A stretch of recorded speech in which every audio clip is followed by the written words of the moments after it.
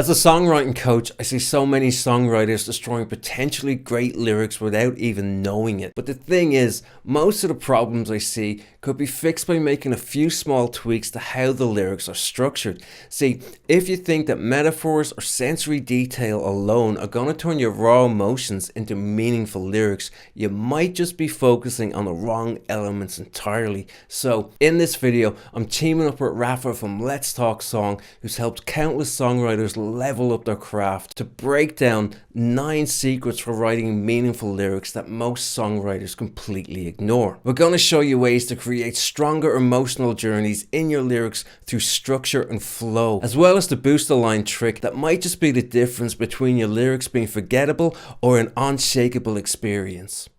Bruce Springsteen's The River. Yeah. So for me, the most emotional and meaningful line in that song is a dream a dream? Or is a dream a lie if it doesn't come true? Or is it something worse? So like if you think about that song, would that line have the same impact if it, say, appeared in verse 1?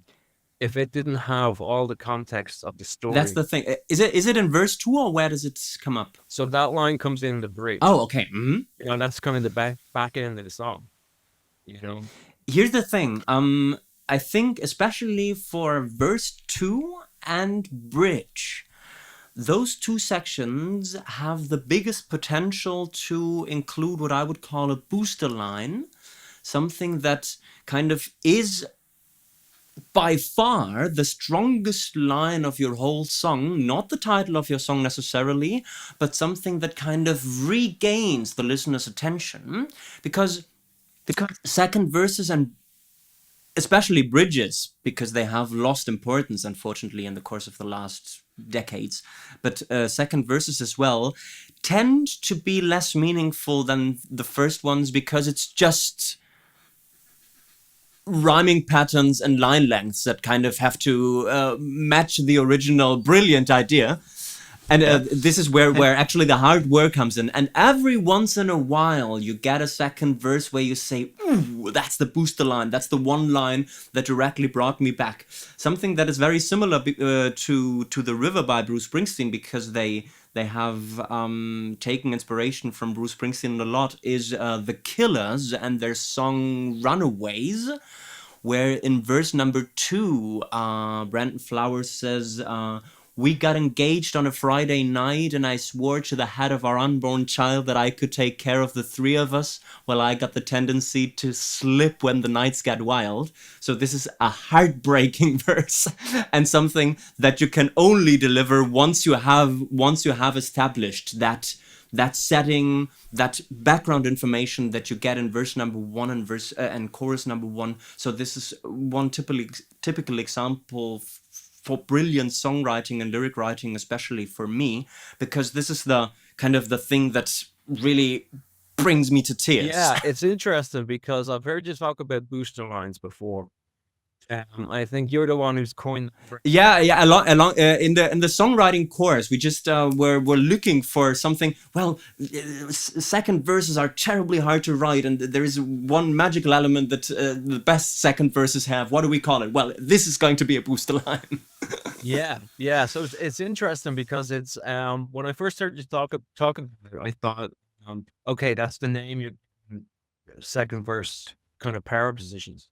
But then I'm starting to think it's a lot more than that. It's maybe what especially in your reference to that Killer song and the Springsteen song, that it's more like this idea of the major dramatic question. That's kind of like, so with Springsteen's line there is a dream a lie if it doesn't come true. So the whole song is about dreams not coming true. He sets up the story with, you know, here we are, we started out, you know, I met Mary, blah, blah, blah, it goes on. But then in that bridge, that's what I would term the kind of, the idea of the major dramatic question, you know, that's all based on the theme. Because the theme isn't only about dreams not coming true. It's about, what does that mean? What does that mean for somebody when a dream doesn't come true, you know? And there you get the line, is a dream a lie if it doesn't come true? Or is it something worse? That's the point. And now that I think about it, I begin to understand my own concept of booster line even a bit better. Because maybe we could say that the title of the song is kind of the very obvious, let's just say, topic. We see the title, there is not a big secret as to what it is because it's on the cover of the album, and you basically use this as your reference words. And then there is the booster line, and the booster line is the line that leaves a riddle for the listener, or that leaves some kind of no resolution. Because I think for the both examples that we have mentioned, those lines have got the power and the might to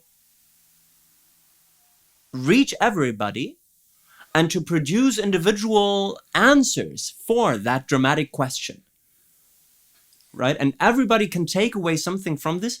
I have this also with Chris Stapleton. There is a song that is called, I think it's Whiskey and Me or something. And the verse 2 is, I got a problem and it ain't like what you think. I drink because I'm lonesome, and I'm lonesome because I drink. So another booster thing in verse number 2, because this is unresolved, right? This is deliberately ugly and off-putting, so that listeners can kind of say, ooh, I'm seeing something within myself. And I think booster lines have got this power to kind of reflect to the listener and to leave them busy after the song has ended. Yeah, that's actually a great way to look at it. It's kind of like you're opening back up the loop. If you think of your song, maybe doesn't have to be a story song, but having some kind of narrative structure where there is, you know, something coming from beginning, middle to an end, but then you don't close the loop fully. And huge lines are a great way to do that. What's coming to mind is "Message in a Bottle" by Sting, but in the third verse, it's like he realizes, you know, he's not the only one sending out messages in a bottle, you know. So I guess it could, you know, a question that the theme provoked, or realization or conclusion that the theme provokes. But mostly the main point is that it, you know, it opens up that loop again. You know, we leave things unresolved. That's the thing. It's the goosebumps lines, but the goosebumps lines that won't go away. I would argue that the title kind of fades away after the 10th or 20th time that you hear the song, and you're familiar with the hooks and you're familiar with the structure, and it always comes down to this booster line, because that booster line gets you every time. Well, we could say the title has a more obvious, explicit job to do. Yeah. Booster lines have a more kind of implicit. Yeah, they linger. They are there to stay. Yeah. Yeah. So you maybe look at it again as your title, your song title expresses the theme, and then these booster lines, their job is to ask that major dramatic question about the theme. There is and I think we even talked about this in the first round of the interview that was on my channel. The John Mayer approach that I heard about, that basically says, find one thing that you want to say. This is going to be the topic or the general idea of your song. And then all of your lines in your song are the different ways you feel about this one thing that you want to say. So in developing those other feelings and afterthoughts and ideas, coming up with booster lines can be a very productive idea. If it were so simple, because this is basically, so the longer you you stay with your original idea, and the more perspectives you give yourself, and the more you are able to kind of change hats and look at stuff from different angles, the more likely you might be to write that killer booster line. And even though you're moving the story along, you might approach it the same way, but now you have a concept to work with where you're trying to dig in even further. You're trying to find that major dramatic question or what realization, revelation, whatever it might be about the theme and the topic that you're writing about. And especially in the bridges, because this is the place to do that. And this is why it's not very good that the bridge has lost importance in pop and rock writing. I have hope, and I see some writers bringing back the bridge. But as a general idea, it seems to be more commercial to have this, I don't know, instrumental DJ remix post-chorus or something, instead of a well-written bridge that would give you this opportunity to change perspectives and to kind of either come to a resolution or expand that uncertainty. It's very much like anything. If I'm speaking to you and I don't put my words in the right order, then what I'm saying to you becomes meaningless, or at least less meaning. It's like a lot of people refer to it as Yoda speak. Oh yeah. Yeah. So and that kind of goes across the board. That goes from single lines to the bigger picture of the song. Yeah. Where the idea with this is to kind of build up a narrative arc, to build up tension as you go through the story. So when you get to like certain points, maybe the bridge or something like that, or the choruses, it's more of an emotional impact because of what has come before. It doesn't have to be the strong hooks, but the build up to something that you want to deliver in your chorus. Yeah, so this is really about the layout of your content. Yeah. It's like getting your ideas, what you want to say, you have everything down. Now it's kind of, how can I put these ideas together in a way that kind of builds emotion as the song goes. So on a very basic level, on a, let's say, just line level, it's tiny twists. For example, the phrase "I need you," depending on number of syllables that you might need, or depending on the stress that you want to put on individual words, could become "It's you I need." Right? Talking about Yoda speak and stuff. So sometimes it's those tiny twists that kind of you need in order to, for example, fit the rhyming pattern or your syllable number. But you are referring to this storytelling arc, right? So something that spans from the verse to the chorus and so beyond. It's more of a meta structure. So if we look at the lines there, when you have that, I need you, as versus like need you I do, that would be absolutely, yeah. Which of course we have leeway with lyrics. Okay, we have a lot of leeway, poetic license, and that could work, but it's not as natural, it's not as conversational, it's not as natural. And then if you zoom out again into the bigger picture, so we have an example I use, say we have a song idea, and we have like verse 1. Okay, the song idea is based on the title, There Was a Time. Mm-hmm. Now in verse 1, we have the idea, there was a time I thought I was invincible. Okay, verse 2, life bet me down. Yeah. Okay, now verse 3, maybe the bridge. The idea comes in, but then I met you and everything fell into place. Okay, so we have a buildup, and we want that. The idea there is to have that. When I met you, everything fell into place. Yeah, an emotional impact. So you can see if you put that idea in verse 1 and then the other two ideas, it's a lot of that emotional impact purely because where it comes in the story. Unless, of course, it's a story or a song about loss, where you start with the ideal world and then everything falls to pieces as we go along the song. So, That's a Funnily different enough, song though. a totally Yeah. different song, and I think this is what you want to say, that depending on the order of the building blocks, we can basically change that narrative structure. Because the other day I read about exactly this.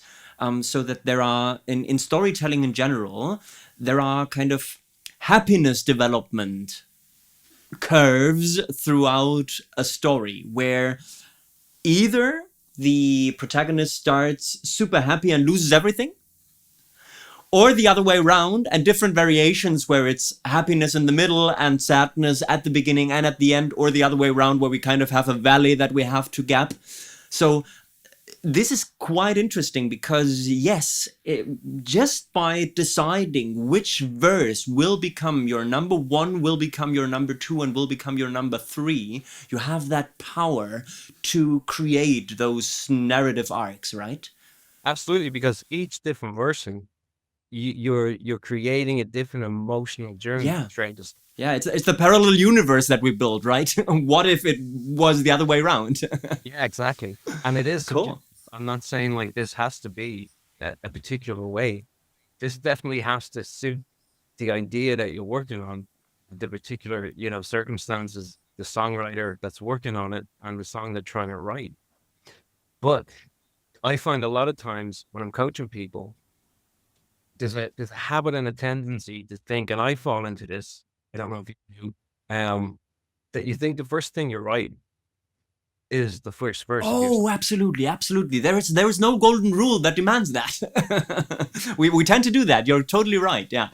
Yeah. So yeah, I'm like, maybe this is kind of a thing that is good to think about, after you brain dump your ideas down, after you get your kind of first draft down, and you have things that you write, things that are working. Now you can start to kind of look at the big picture and think, okay, well, how can I arrange these ideas to build the emotional journey that I want to build that helps tell the story, that this song is. Very good point. And then try something totally different just for the feel of it, right? Just for the experimental factor to find out what's going to happen if I just switch those. And what you mentioned about using the first thing you write as your verse number one, I 100% have experienced the same thing over and over with my own songwriting. Usually, in terms of the work and the diligence that goes into every individual words, verses 2 and 3 seem to be more elaborate, because suddenly you have to give everything more thought. And maybe this is one more argument to say, well, if you put more work into your verse number 2 or verse number 3, why not take this as the beginning of your song and say, this is what I deliver as the gold standard, right? Yeah, exactly. That reminds me of there's a writing technique. I don't know how true this is. I think I read it about YouTube. Bono, the way he writes lyrics. I have no idea how true this is. He'd often write the lyrics to the song, and then pick out the best line and put that as the first line of the song. Oh, So kind of in line with what you're talking about there. yeah, this is also about, and we're mixing talking points, which is great, because this is what what a good conversation should be about. This is what I would refer to as the power positions of your song, right? So, for example, the first line in your first verse has the make and break power for your whole song. This will define if the listener is going to decide to continue listening with attention, or just say, or just one of those woke up this morning lines. Yeah, exactly. I mean, there is. I always look at that first line, and the song title, especially, or title line. I always look at that as having the same relationship that a setup line and a point blank. They have to be intrinsically connected, but they don't have to be. There's no rules, okay? But you often find well-written lyrics. Oh, absolutely. And there is this second dimension of, for example, the title of your song, where we have got different approaches of the placement for the title, right? It can be, as you say, talking about punchlines. It can be something like a refrain at the end of every verse, and not even part of your chorus hook, but just an afterthought to your verse. And then there's, of course, the option to say, it's my song title and I want it as the beginning of the chorus. And then there's the option to say, it's my song title and I want it at the end of the chorus. And then there's the option to say, it's my song title and I want it all over the place. I want it at the beginning of the chorus, I want it at the end of the chorus, forming a bracket. Sometimes the title won't even show up as a lyric. This is another thing, right? So I call that the Where's Waldo title. Yeah. What's a song? What's an example? Bohemian Rhapsody, I think, right? Bohemian Rhapsody does not say Bohemian Rhapsody a single time. And there's a couple of examples. Yeah, I don't... but interestingly enough, just a point to make with that, with most song titles that do that, like it's Bohemian Rhapsody, but that's kind of in a league of its own. Yeah. It breaks many a rule and is brilliant while doing so. Whatever the song title is, it usually still holds the core idea, even though it might not be premised. Yes. So it's still important to, like say Song 2 or Wonderwall, where you just kind of feel like, okay, it's a bit kind of, what are we going to do here, and tack something on to it, But then again, we're talking about writing meaningful lyrics.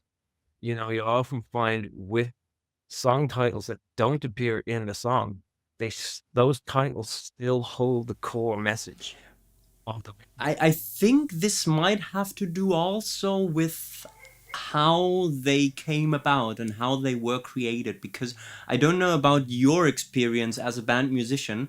When I am in bands and we write songs, we often have placeholder names just to kind of make communication in the rehearsal room easier. And sometimes that placeholder name just sticks. You change everything but the placeholder name, but still the placeholder name gives you the original feeling, the original concept of the song, right? Yeah, absolutely. No, I've had that experience. And there's also the other kind of way that, well, I guess this is when song titles do appear in the song, but not in the chorus. I think the one that's coming to mind is Fly Me to the Moon. And Frank Sinatra, with, is the title of the song, but it appears at the beginning of the song, it appears in the verse. So yeah, there's so many things you can do. But yet again, most of these things always do hold that core idea within them. Absolutely. Yes, Fly Me to the Moon is all about Fly Me to the Moon, although it's not in the chorus, right? Yeah. Well, talking about, and now I'm jumping points again, talking about, for example, this unbalanced number of lines in pre-choruses to kind of raise expectations and wanting or making people want to move to the chorus is something that sticks no matter if it's harmony-based or sound-based music. So those tricks and those dominant functions in the lyrics have remained valid and important. That's something to think about. Yeah, absolutely. Totally agree with that. And I mean, I think it needs to, because when you think, I always say to people, when you're writing a lyric, you're writing a melody, So because lyric and melody have to be so intertwined, I think most people realize they'd be cutting off their nose to spite their face if they tried to do anything drastic with the traditional way lyric and melody work together. This is always very off-putting. This is the one thing that I get really, really angry with, when they mess up metric rhythm for the sake of melodic rhythm. One of the biggest mistakes that one of the greatest songwriters have made over and over. So this is nothing that is only reserved for the amateurs, but this is a disease. yeah, it's definitely something. But the thing is, you see see people do it. I see big artists, good songwriters sometimes. Taylor This. Swift, time and time again. It's become one of Taylor Swift's signature things to deliberately mispronounce words for the sake of this metric rhythm. Yeah, but there's the thing: is that on purpose? Because you can use that as an effect. If you were going along the lines of maybe where is this really coming from? Kind of Pat Patterson, his ideas around prosody, which yes, absolutely, totally agree with. Yeah, sometimes you want that. The other day I listened to a song where the second verses were all over the place in terms of metric rhythm, but then you went to look at the lyrics, and the lyrics were about confusion and taking pills to sleep better and stuff. And this was prosodic as hell, because this is what the metric rhythm conveyed. So they deliberately broke those rules because the content of the verse was exactly this. And that's the point. Once you're aware of the tool, you can use it to do whatever you want it to do. But when you're not aware of the tool, then you're at its mercy. Absolutely. The tool uses you.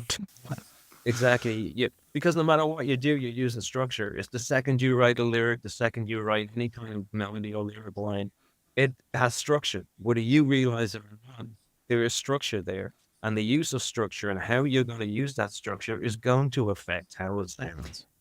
And if you have no idea about that, you have no concept of, oh, this actually has a structure, and if I know this, I can manipulate it to enhance the meaning. But if I don't know it, then I have to, hope, fingers crossed. Yeah, absolutely. And this is where people start talking about inspiration and talent and all those magical concepts, where people imagine this genius in his quiet room and getting whispers from the angels and stuff, where in fact it's learning your vocabulary, learning your toolbox, and then making sure you use the right tool at the right time. So what you say about structure in general, there is this concept outside of music, but it goes back to music as well, where it says you can't not communicate. Everything you do is communication, whether you intend to do that or not. And this is basically the same that you say about structure in writing. The moment that you present something, it is going to come in an order, it is going to have certain words, one after the other, and it's going to have that vertical element of the chords.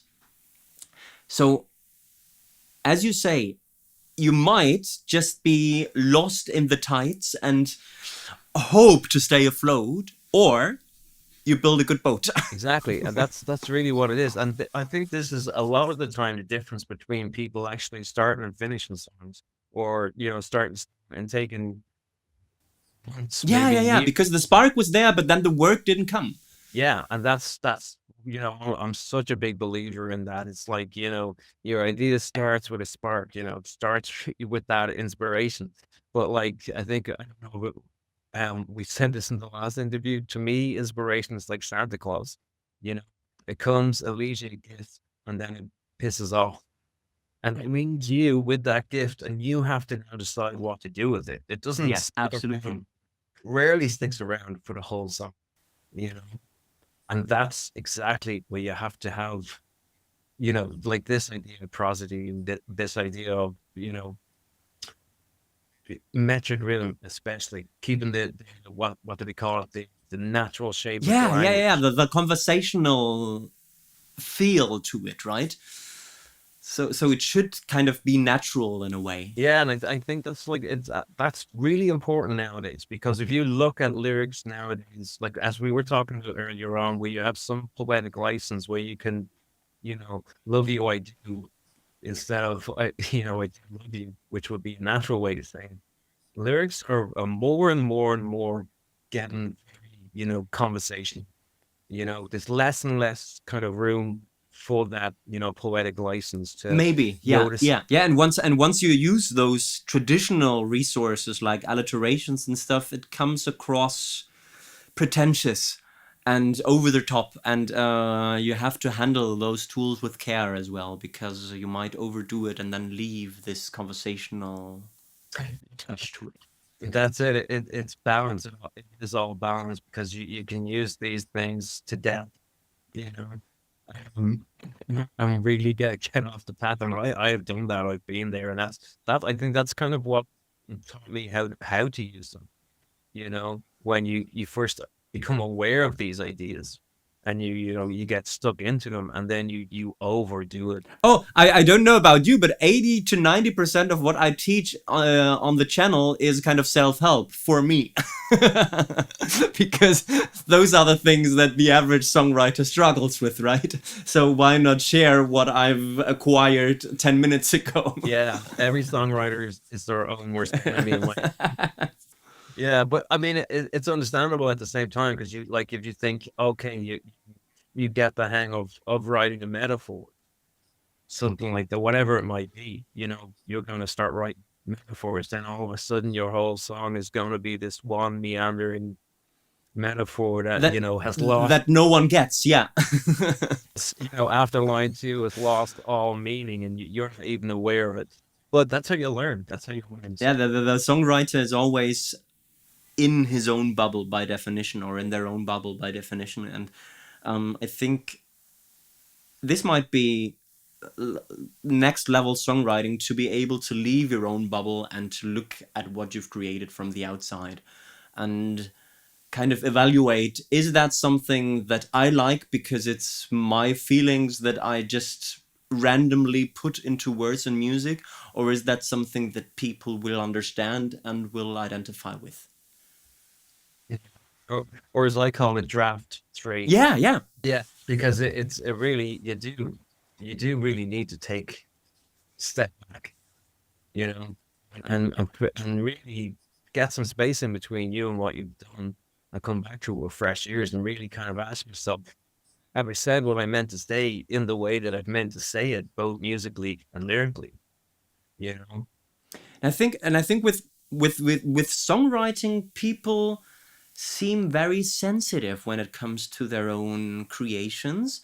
When we look at literature and the way that the literature business works, it would be unthinkable to publish a book without at least one other person who was not involved in the writing process whatsoever, giving his very, very harsh thoughts on the product.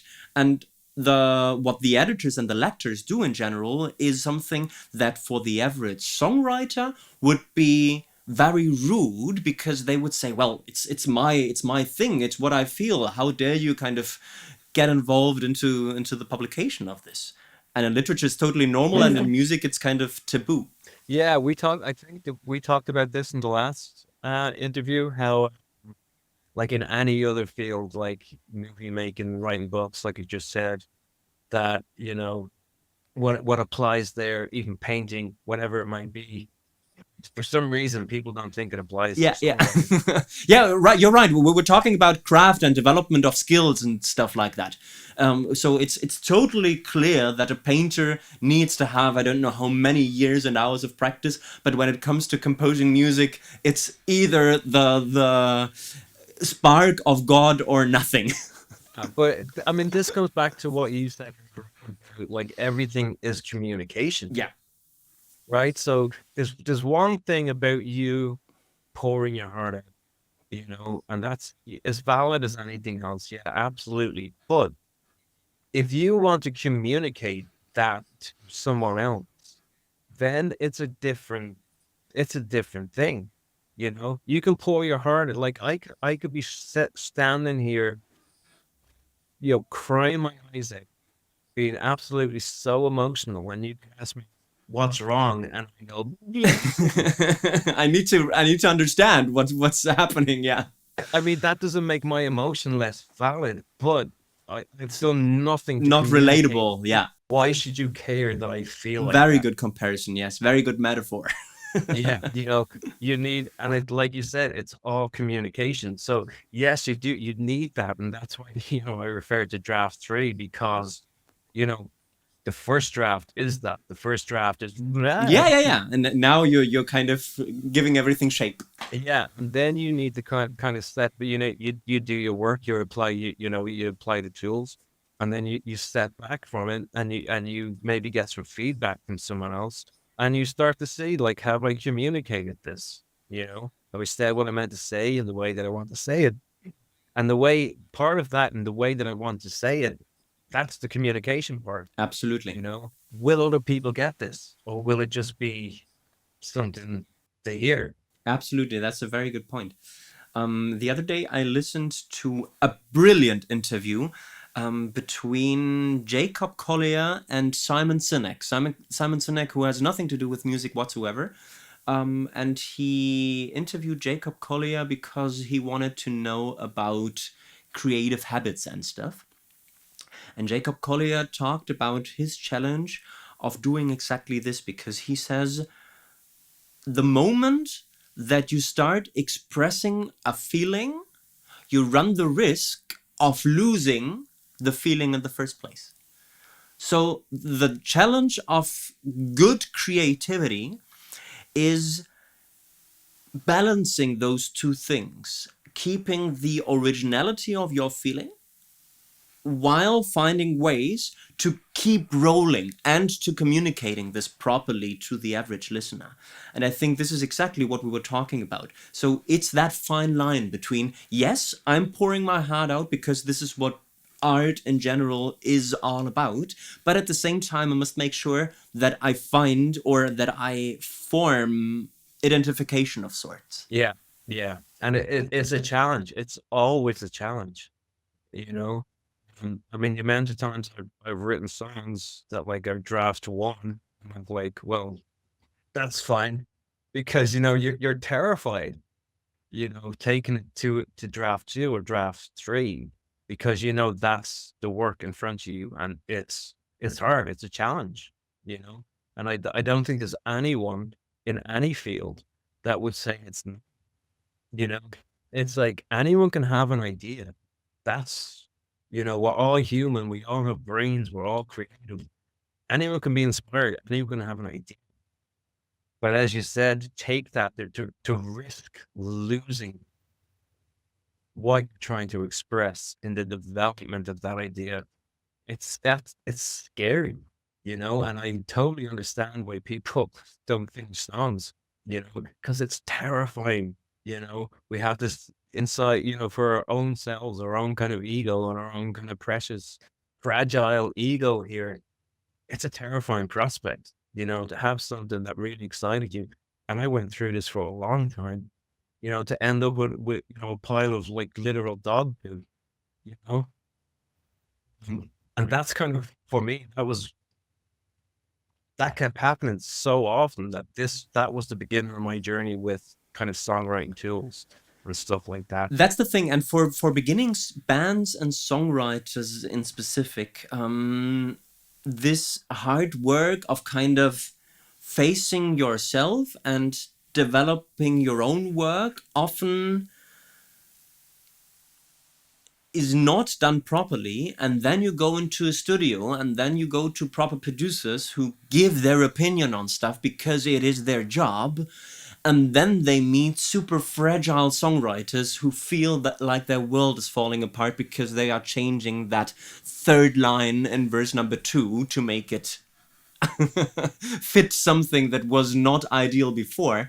And I know that a lot of intermediate songwriters that are just on the brink of releasing something of sorts kind of get desperate at this exact stage. They don't want to, or they are afraid of kind of betraying their own creativity once they let other people give constructive feedback. And I think this is where people deliberately show their inability to want to move forward and develop.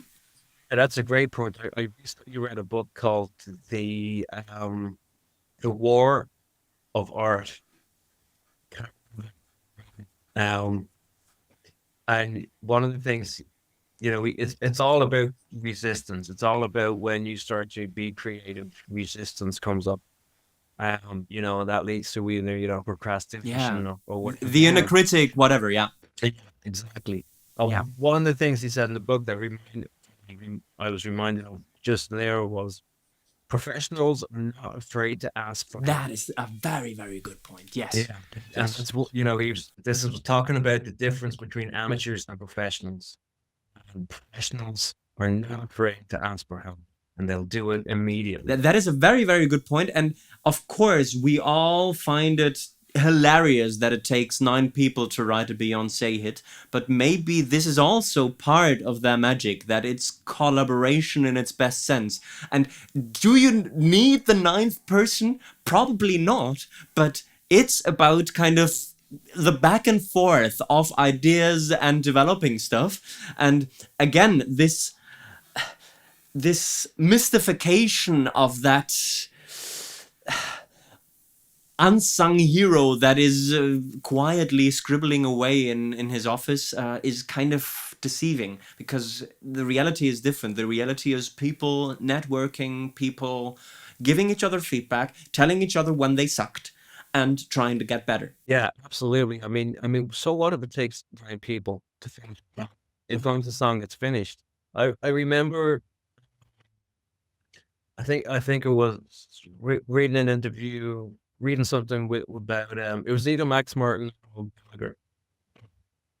And Noel Gallagher had criticized Max Martin and the kind of the pop music for that Yeah, type yeah, of thing. absolutely. Several Yeah. people were right on, you know, and it was weird because like just before that, a couple of weeks before that, I watched an interview with Van Morrison. And he was talking about that the idea what was it back in the 60s where this solo songwriter, you know, yeah, because that's the thing. No, was pushing the argument.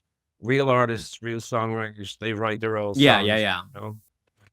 And this blew my mind. Morrison talked about it. The whole reason, you know, the solo songwriter became such a big thing, you know, starting back in the 60s. We had like the James Taylors and those kind of people.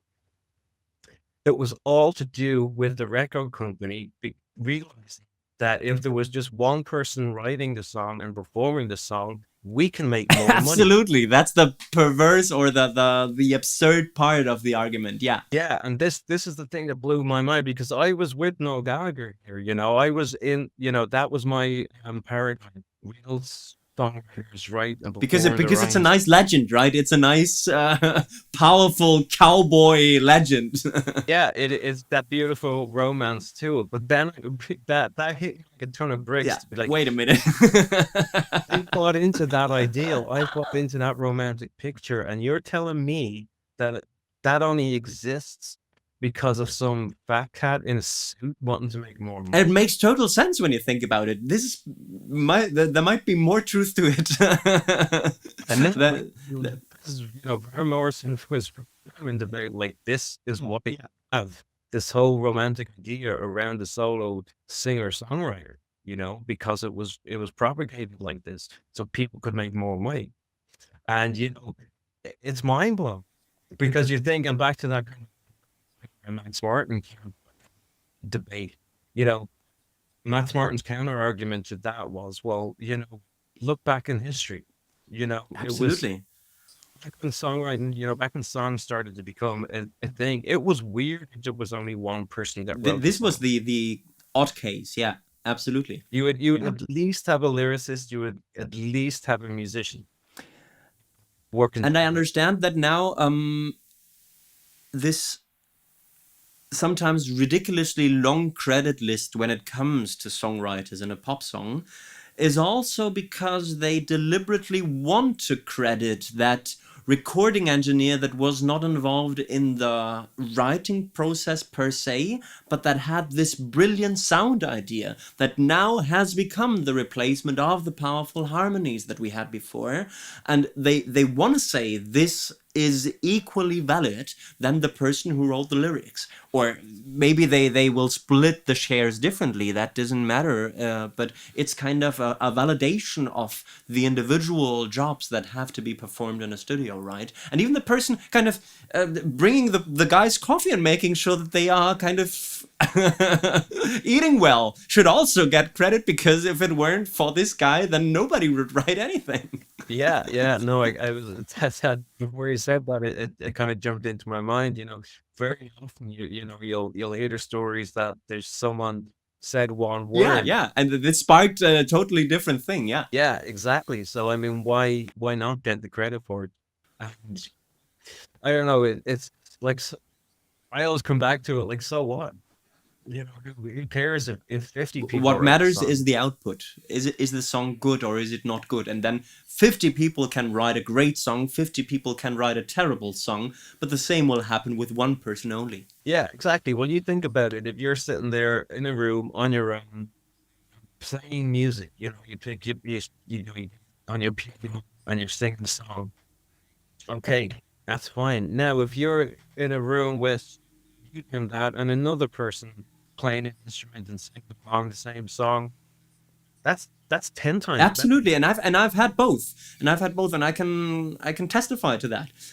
It's just totally different approaches, and the amount of self-doubt and the amount of self-criticism and the many good ideas that don't come to execution because you think of yourself as somehow not good enough. This is something that doesn't happen when you have other people around. Yeah. And very often it's as simple as because you don't have the time to sit around and dwell. Oh, absolutely, because then something else is coming up, and then there is this new idea that the other guy brought and that you now want to work on. And Nashville composers are brilliant examples of exactly that. I think Nashville is the place where collaborations in writing is very powerful, and all of the people that go to Nashville or that come from Nashville say, I know what I knew before I went to Nashville, and the amount of knowledge that I gained by just breathing the same air as the geniuses is just incredible. Absolutely. I've never been. No. Been? I've talked to people who describe this as kind of the magical